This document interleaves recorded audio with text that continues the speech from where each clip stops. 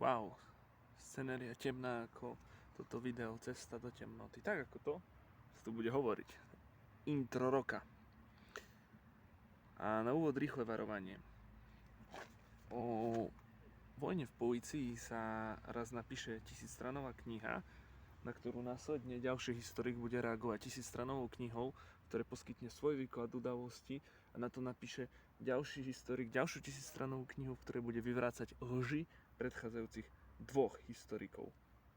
Ja, tak ako hocikto z bežnej populácie, nepoznám všetky detaily, nepoznám mieru viny a neviny jednotlivých ľudí a môže byť, že tu niekoho obviňujem z niečoho, čím vôbec nie je. Druhá vec je, že nejdem zachádzať do diskusie o tom, čo presne je dobro a čo presne je zlo, či je to dané objektívne, či je to výsledok subjektívnej zhody. Budeme to posudzovať takým spôsobom, ako dobro a zlo posudzuje popcornový divák v akčnom filme.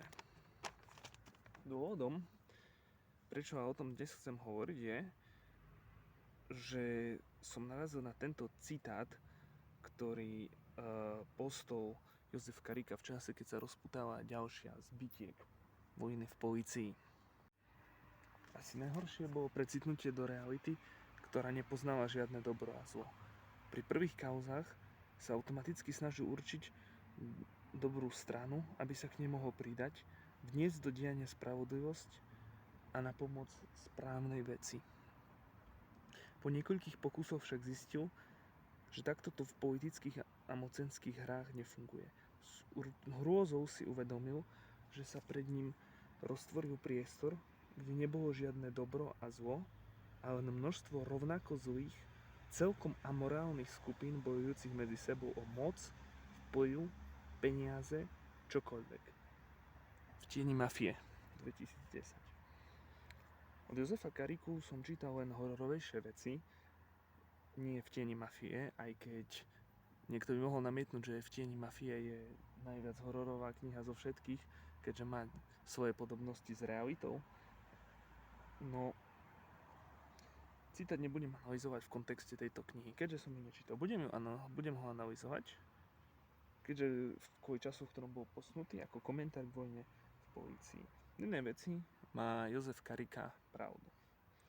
Vojna v polícii je stred bezcharakterných 40-tníkov, ktorí majú radi pocit moci, drahé rumy, hrubé cigary a mladé kurvy. Používajú polozákonné a nemorálne metódy a popravde najlepšie by ich bolo všetkých vyhádzať a začať od znova. O tom sa ale nebavme, lebo ešte v histórii ľudstva neexistovala taká revolúcia, ktorá by dokázala všetkých vyhádzať a začať úplne od znova s novým úradníckym, policajným, vojenským aparátom. Takže poďme sa baviť reálne. Realita je, že aktéri vojny v polícii, samozrejme, môžu byť rovnako nemorálni, no stále je to stret tých, ktorí sa pokúsili vyčistiť štátny aparát od ľudí, ktorí sa podieľali na tom, čo je považované za možnú kriminálnu činnosť počas Ficovej vlády alebo Ficovej éry, keďže nevždy len keď bol on predsedom vlády, a tých, ktorým ide pritom o krk spolu s ich hlavami zo Smeru. Konflikt má aj ďalšie roviny, každý tam môže mať odlišné motivácie, osobné, kariérne. No povedať, že je to stred dvoch rovnakých zjel,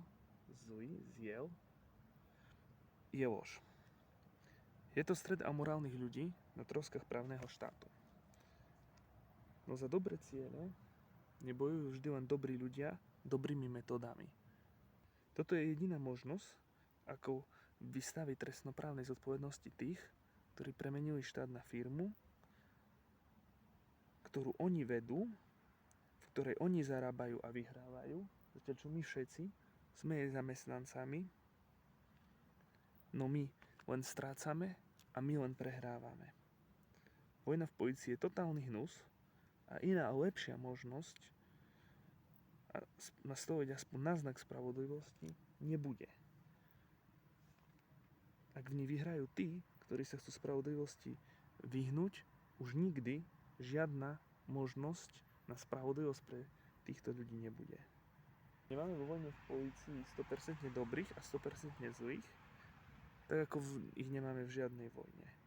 No stále máme dobré a zlé strany, keďže nás niektoré vedú k dobrým a zlým výsledkom. K spoločnosti, v ktorej chceme žiť, a k spoločnosti, v ktorej nechceme žiť.